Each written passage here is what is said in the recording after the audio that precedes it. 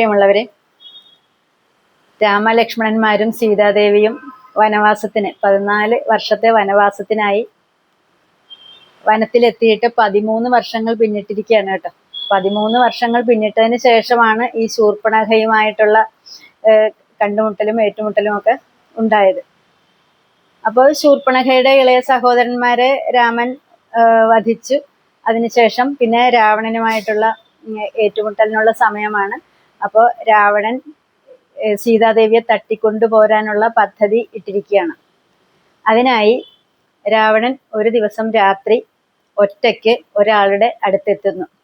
അത് രാവണന്റെ ബന്ധുവായ മാരീചനാണ്. മാരീചനെ നമ്മൾ നേരത്തെ തന്നെ കേട്ടിട്ടുണ്ട്. വനത്തില് ഇവര് വനയാത്ര തുടങ്ങിയ സമയത്ത് വിശ്വാമിത്ര മഹർഷിയുടെ സിദ്ധാശ്രമത്തിൽ ഇവരുടെ പൂജകളൊക്കെ മുടക്കാൻ വന്നപ്പോൾ രാമബാണമേറ്റ് ഓടിയ ഒരു ആളുണ്ട്. ഒടുവില് രാമപാദങ്ങളിൽ അഭയം തേടുകയും രാമൻ ക്ഷമിച്ച് പറഞ്ഞേക്കുകയും ചെയ്ത ഒരാൾ. അദ്ദേഹം പിന്നീട് നല്ലവനായി ഭക്തിമാർഗത്തിൽ ഒരു സന്യാസിയായി അങ്ങനെ ജീവിച്ചു വരികയാണ്. ദുഷ്ടവിചാരങ്ങളെല്ലാം വെടിഞ്ഞ് നല്ല ആളായിട്ട് ജീവിച്ചു വരികയായിരുന്നു. അപ്പോഴാണ് രാവണൻ ഒരു രാത്രി ഒറ്റയ്ക്ക് അദ്ദേഹത്തിന്റെ അടുത്ത് ചെന്നിരിക്കുന്നത്. അപ്പൊ അദ്ദേഹം ചോദിച്ചു, നീ എന്താണ് ഈ രാത്രി ഒറ്റയ്ക്ക് വന്നത്, എന്താണ് വിശേഷമെന്ന് ചോദിച്ചു. അപ്പോൾ രാവണൻ പറഞ്ഞു, എനിക്കൊരു സ്വകാര്യം പറയാനുണ്ട്. അതായത് ദശരഥ മഹാരാജാവിന്റെ, അയോധ്യയിലെ ദശരഥ മഹാരാജാവിന്റെ പുത്രൻ രാമനും പത്നിയും അനുജൻ ലക്ഷ്മണനും വനത്തിൽ വന്ന് പർണശാല കെട്ടി താമസമായിട്ട് 13 വർഷമായിരിക്കുന്നു. അപ്പോൾ രാമന്റെ പത്നി സീതാദേവി അതിസുന്ദരിയാണ്. എനിക്ക് അവളെ തട്ടിക്കൊണ്ടു പോരണം. അതിന് വേണ്ടുന്ന സഹായം ചെയ്യണമെന്നാണ് മാരീചനോട് രാവണൻ ആവശ്യപ്പെടുന്നത്. അപ്പോൾ ഇത് കേൾക്കുമ്പോൾ തന്നെ മാരീചന് പേടിയായി. മാരീചന് അറിയാമല്ലോ രാമനോട് ഏറ്റുമുട്ടിയാലുള്ള അനുഭവം. മാരീചൻ അത് പറയുന്നു, രാവണ, നീ വിചാരിക്കുന്നത് പോലെ അല്ല, രാമൻ ശരിക്കും ഭഗവാൻ തന്നെയാണ്. അദ്ദേഹത്തോട് ഏറ്റുമുട്ടാൻ നീ പോയാൽ നിനക്ക് നാശം സംഭവിക്കും. നിന്റെ ഭാരം താങ്ങാൻ വയ്യെന്ന് പറഞ്ഞ് ഭൂമിദേവി മഹാവിഷ്ണുവിനോട് സങ്കടം പറഞ്ഞ സമയത്ത് നിന്നെ നിഗ്രഹിക്കാനും ദുഷ്ടന്മാരെ എല്ലാവരെയും നിഗ്രഹിക്കാൻ വേണ്ടി മനുഷ്യ അവതാരത്തിൽ ഭൂമിയിൽ വന്ന ആളാണ് ഈ രാമൻ. അതുകൊണ്ട് അദ്ദേഹത്തിനോട് ഏറ്റുമുട്ടാൻ നീ ചെല്ലരുത് എന്ന് പറയുന്നു. പക്ഷെ രാവണൻ ഈ മാരീചന്റെ വാക്കുകളൊന്നും ചെവിക്കൊണ്ടില്ല. രാവണൻ പറഞ്ഞു, എന്നെ സഹായിക്കാൻ പറ്റുമോ ഇല്ലയോ, എന്നെ സഹായിക്കുന്നില്ലെങ്കിൽ എൻ്റെ വാളിന് ഇരയാകും. ഇപ്പോൾ തന്നെ നീ എൻ്റെ വാളിന് ഇരയാകും എന്ന് മാരീചനോട് പറയുന്നു. ഇത് കേട്ട മാരീചൻ സമ്മതിച്ചു. ശരി, ഞാൻ എന്നാൽ നീ പറയുന്നത് പോലെ ചെയ്യാമെന്ന് സമ്മതിച്ചു. അപ്പോൾ ഈ ശൂർപ്പണഖ അവിടെ നിന്ന് ഓടിപ്പോകുന്ന ഇളയ സഹോദരന്മാരെ പറഞ്ഞു വിട്ട് അവരുമായിട്ടുള്ള യുദ്ധം ചെയ്ത് അവരെ വധിച്ചതിന് ശേഷം രാമൻ സീതയോട് ഒരു രഹസ്യമായി ഒരു കാര്യം പറയുന്നുണ്ട്, ലക്ഷ്മണൻ കേൾക്കാതെ. കാര്യം, ഇപ്പോൾ ഇവരെയൊക്കെ വധിച്ചതിന് ശേഷം ഇനി നമ്മുടെ നേർക്ക് വരാൻ പോകുന്നത് രാവണൻ തന്നെയാണ്. അപ്പൊ അതുകൊണ്ട് കരുതിയിരിക്കണം. അതായത് സീതാദേവി എന്ന് പറഞ്ഞാൽ വിഷ്ണുമായ ദേവിയാണ്. വിഷ്ണുമായ ദേവിയെ മഹാവിഷ്ണുവിനല്ലാതെ വേറെ ആർക്കും തൊടാൻ പോലും സാധിക്കില്ല. അപ്പൊ അതുകൊണ്ട് സീതാദേവി ഇനി അങ്ങോട്ട് ഇവിടെ പർണശാലയിൽ ഉണ്ടാകുന്നത് ഒരു മായ സീതയായിരിക്കും. യഥാർത്ഥ സീതാദേവി ആയിരിക്കുകയില്ല. യഥാർത്ഥ സീതാദേവി അഗ്നിമണ്ഡലത്തിൽ മറഞ്ഞിരിക്കണം എന്നാണ് രാമൻ പറയുന്നത്. അപ്പോൾ പിന്നെ അങ്ങോട്ട് രാമന്റെ കൂടെ പർണശാലയിൽ കാണുന്നത് മായ സീതയാണ്, യഥാർത്ഥ സീതയല്ല. ഇത് ലക്ഷ്മണൻ അറിയില്ല. ഇവർക്ക് 2 പേർക്കും മാത്രം അറിയുന്ന കാര്യമാണ്. അങ്ങനെ ഇരിക്കുമ്പോൾ അത് രാവണൻ മാരീചന്റെ സഹായം തേടുന്നു. അപ്പൊ മാരീചൻ സഹായിക്കാമെന്ന് സമ്മതിച്ച്. അപ്പൊ ഈ രാക്ഷസന്മാർക്ക് ഇവര് മായാവികളാണ്. ഇവർക്ക് ഏത് വേഷത്തിലും എത്ര ദൂരമുള്ള സ്ഥലത്തും പോകാം. ഇപ്പൊ ദണ്ഡകാരണ്യം എന്ന് പറയുന്ന സ്ഥലവും ലങ്ക എന്ന് പറയുന്നതൊക്കെ ഒരുപാട് ദൂരമുള്ള സ്ഥലമാണ്. സമുദ്രമൊക്കെ കടന്നു പോകേണ്ട സ്ഥലമാണ്. പക്ഷെ ഇവർക്ക് അതൊന്നും ഒരു പ്രശ്നമല്ല. ഇവര് മായാവികളല്ലേ. എവിടെ വേണമെങ്കിലും ഞൊടിയിടയിൽ ഇവർക്ക് ഏത് വേഷത്തിലും എത്താൻ പറ്റും. അപ്പോൾ മാരീചൻ സീതയുടെ അടുത്തെത്താൻ വേണ്ടി ഒരു പൊന്മാൻ. പൊന്മാൻ എന്ന് വെച്ചാല് പക്ഷി പൊന്മാനല്ല, സ്വർണ്ണ നിറത്തിലുള്ള ഒരു മാൻപേടയായി മാറുന്നു. സ്വർണ്ണ നിറത്തിലുള്ള ഒരു സുന്ദരമായ ഒരു മാൻപേട. അതിന്റെ കണ്ണുകൾ ഇന്ദ്രനീല കല്ലുകൾ പോലെ തിളങ്ങിയെന്നാണ്. ഇന്ദ്രനീല കല്ല് എന്ന് പറഞ്ഞാല് നീല നിറത്തിലുള്ള രത്നക്കല്ലുകൾ, നവരത്നങ്ങളിൽ ഒന്നാണ് ഇന്ദ്രനീലക്കല്ല് എന്നാണ് പറയുന്നത്. അപ്പൊ അതുപോലെ തിളങ്ങി കണ്ണുകൾ, ശരീരം മൊത്തം സ്വർണം പോലെയും തിളങ്ങി. അങ്ങനെ ഒരു ചെറിയൊരു മാൻപേട വന്ന് ഈ രാമനും സീതയും ലക്ഷ്മണൻ വസിക്കുന്ന പർണശാലയുടെ മുറ്റത്ത് അങ്ങോട്ടും ഇങ്ങോട്ടും നടക്കുകയാണ്. നമ്മുടെ വീട്ടുമുറ്റത്തൊക്കെ പൂച്ചക്കുട്ടികളൊക്കെ നടക്കും പോലെ. ഇത് കണ്ട സീതയ്ക്ക് ഇതിനെ കണ്ടപ്പോൾ ഒത്തിരി ഇഷ്ടമായി. ആഗ്രഹം തോന്നി, അതിനെ സ്വന്തമാക്കണമെന്ന് ആഗ്രഹം തോന്നി. അങ്ങനെ പിന്നെ ഭർത്താവിനോട് പറയുന്നു, ഈ മാൻപേടയെ എനിക്ക് പിടിച്ചു തരുമോ, കളിക്കാൻ നല്ല ഇണക്കമുള്ള ഒരു മാൻപേടയാണെന്ന് തോന്നുന്നു, കണ്ടോ അത് എന്നെ തന്നെ നോക്കുന്നു എന്ന് പറയുന്നു. അപ്പൊ രാമൻ പറയുന്നുണ്ട് സീതയോട്, അത് വേണ്ട പ്രിയേ, അത് വേണ്ട. കാരണം ഇത് ഏതെങ്കിലും ആരുടെയെങ്കിലും മായയായിരിക്കാനാണ് സാധ്യത. അതുകൊണ്ട് അതിനെ നമുക്ക് വേണ്ട, അത് അതിന്റെ വഴിക്ക് പൊയ്ക്കോട്ടെ എന്ന് പറയുന്നുണ്ട്. പക്ഷെ സീതാദേവിക്ക് ഇതിനോടുള്ള ആഗ്രഹം കൊണ്ട് സീതാദേവി ശാഠ്യം പിടിക്കുന്നു, ഇതിനെ വേണമെന്ന് പറഞ്ഞിട്ട്. ഉടനെ തന്നെ രാമൻ പുറത്തിറങ്ങിയിട്ട്, ലക്ഷ്മണൻ പുറത്ത് മാറി നിൽക്കുകയാണല്ലോ, ലക്ഷ്മണനെ വിളിച്ചിട്ട് പറയുന്നു, ലക്ഷ്മണ, ഞാൻ ഇങ്ങനെ ഈ മാൻപേടയെ ദേവിക്ക് വേണ്ടി പിടിക്കാൻ പോവുകയാണ്. നീ ദേവിയെ പർണശാലയുടെ ഉള്ളിലിരുത്തിയിട്ട് നീ ശ്രദ്ധിച്ചോളണം, പലതരത്തിലുള്ള ആക്രമണങ്ങൾക്ക് സാധ്യതയുണ്ടെന്ന് പറയുന്നു. അങ്ങനെ രാമൻ ഈ മാൻപേടയുടെ പുറകെ ചെല്ലുന്നു. ഇതിങ്ങനെ ഓടി ഓടി പോകുന്നു, രാമനും പുറകെ ഓടുന്നു. അപ്പൊ ദാ പിടിച്ചു എന്നുള്ള ഒരു കയ്യെത്തുന്ന ദൂരത്ത് എത്തുമ്പോ ഇത് പിന്നെ പാഞ്ഞു കളയും ദൂരെ. പിന്നെയും രാമൻ ഓടി ഓടി ഓടി ഇപ്പൊ പിടിക്കാൻ പറ്റുമെന്നുള്ള അവസ്ഥയിൽ എത്തുമ്പോ പിന്നെയും ഇത് ദൂരെ ഓടും. അങ്ങനെ രാമനെ പ്രലോഭിപ്പിച്ച് ഇങ്ങനെ ഇത് ഈ പർണശാലയിൽ നിന്ന് ഒത്തിരി ദൂരം ഉള്ള ഒരു സ്ഥലത്ത്, കാട്ടിലെ തന്നെ ഒത്തിരി ദൂരത്തെത്തിച്ചു രാമനെ. എന്നിട്ടും പിടികൊടുക്കുന്നില്ല. അപ്പോൾ രാമന് ദേഷ്യം വന്നു. രാമൻ ആവനാഴിയിൽ നിന്ന് ഒരു അമ്പെടുത്ത് തൊടുത്തു ഈ മാൻപേടയുടെ നേർക്ക്. അമ്പേറ്റ മാൻപേട ഉറക്കെ കരഞ്ഞു. അത് മാൻപേടയുടെ ശബ്ദത്തിലായിരുന്നില്ല, പിന്നെയോ അത് രാമന്റെ ശബ്ദത്തിലായിരുന്നു. അനുജ, ലക്ഷ്മണ, സീതേ എന്നെ കൊല്ലുന്നേ എന്നാണ് വിളിച്ച് കരഞ്ഞത്. അപ്പൊ ഈ രാമന്റെ ഈ കരച്ചില്, രാമന്റെ ശബ്ദത്തിലുള്ള ഈ കരച്ചില് പർണശാലയിൽ ഇരിക്കുന്ന സീതയും ലക്ഷ്മണനും കേട്ടു.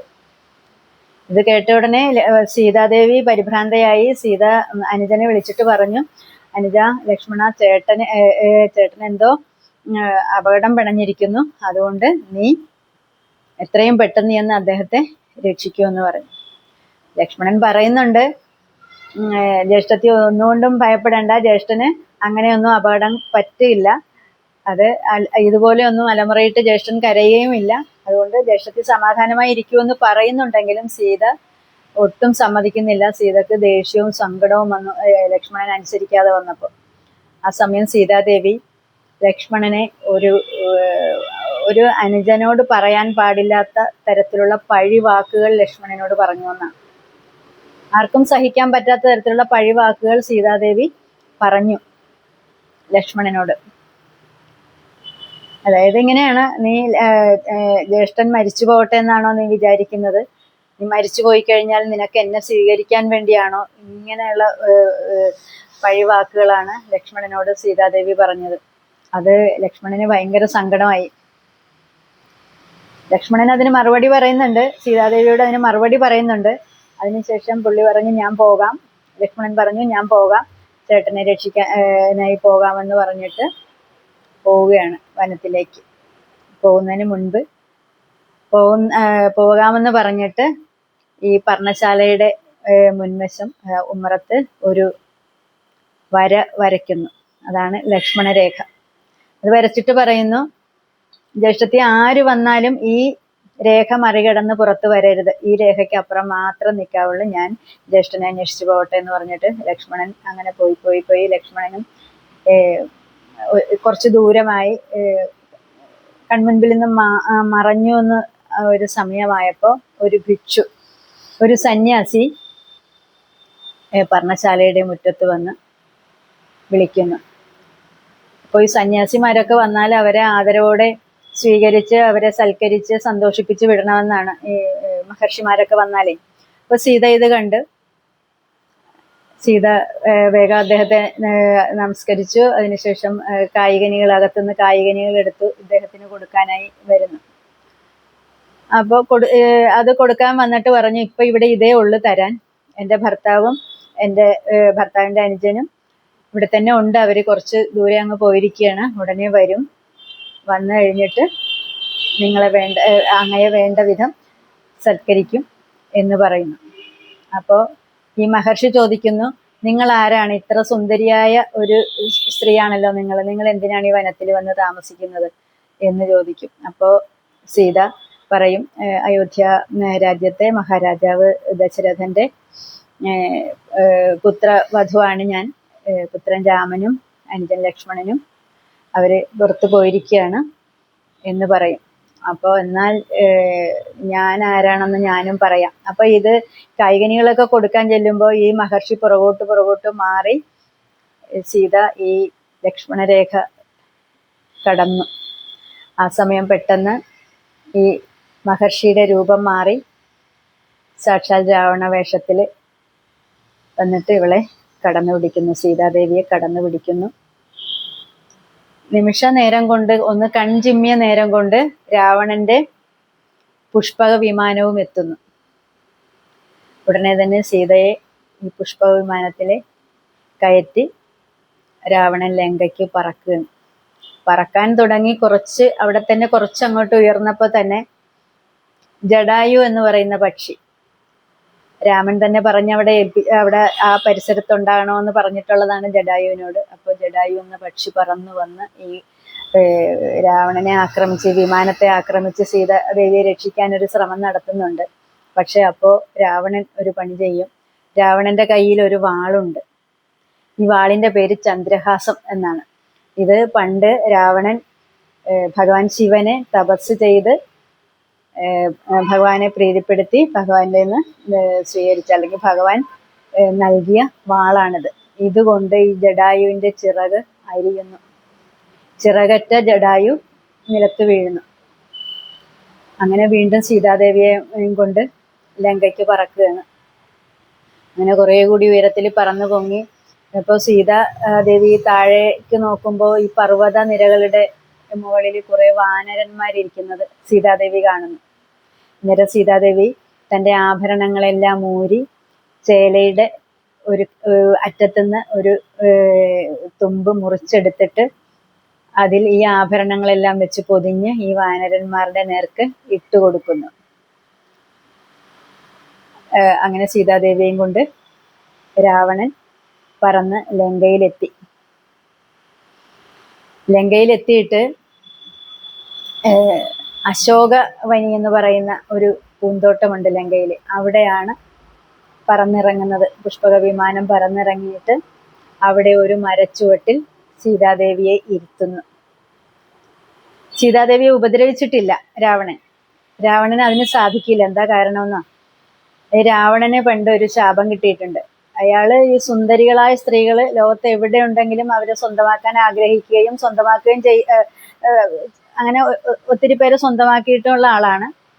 പക്ഷേ ഇയാള് പിടിച്ചോണ്ട് പോകുന്ന സ്ത്രീകൾ, അല്ലെങ്കിൽ ഇയാൾ സ്വന്തമാക്കുന്ന സ്ത്രീകൾ അനുവദിക്കാതെ, അവരുടെ സമ്മതം കൂടാതെ ഏത് സ്ത്രീയെയും ഇയാൾ ഉപദ്രവിക്കാൻ നോക്കിയാൽ ഈ രാവണന്റെ തല പൊട്ടിത്തെറിച്ചു പോകും എന്നൊരു ശാപമുണ്ട് ഇയാൾക്ക്. അതുകൊണ്ട് സീതാദേവിയുടെ സമ്മതം ഉണ്ടെങ്കിൽ മാത്രമേ ഇയാൾക്ക് സീതാദേവിയെ ഉപദ്രവിക്കാൻ പറ്റുള്ളൂ. അപ്പൊ പിടിച്ചു കൊണ്ടുപോയി എന്നതൊഴിച്ചാൽ വേറെ ഉപദ്രവമൊന്നും ഉണ്ടായിട്ടില്ല. അങ്ങനെ ഈ മരച്ചോട്ടിൽ കൊണ്ടുപോയി ഇരുത്തിയിട്ട് സീതാദേവിക്ക് കാവലായി ഒരു 4-5 രാക്ഷസിമാരെ കാവലായിട്ട് ഇരുത്തുന്നു രാവണൻ. അങ്ങനെ സീതാദേവിയെ തട്ടിക്കൊണ്ടുവന്ന് കഴിഞ്ഞു. ഇനി അങ്ങോട്ട് ഉള്ള കാര്യങ്ങൾ എന്തൊക്കെയാണ് എന്നുള്ളത് നമുക്ക് അടുത്ത ദിവസം കേൾക്കാം. നന്ദി, നമസ്കാരം.